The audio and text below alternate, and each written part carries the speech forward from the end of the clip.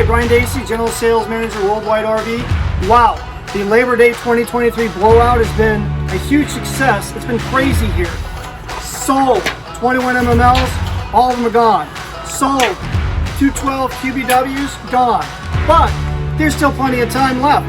If you're still thinking you're gonna get out of town, you still have time to do so. A lot of cool floor plans left. Come on, let me show you what I got. This 2023 264 VHW, retail $46,674. Now through Labor Day, $25,741. This is a beautiful unit, double wide bunks, plenty of sleeping over here, couch, lightweight, good size, everything you need for the kids.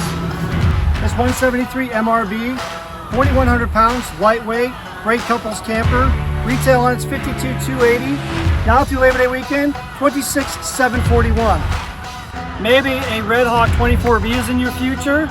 This 2023 24B was $162, $161. Well, there it is, $94,742. What a deal. I even have one remaining 2023 Jayco seismic.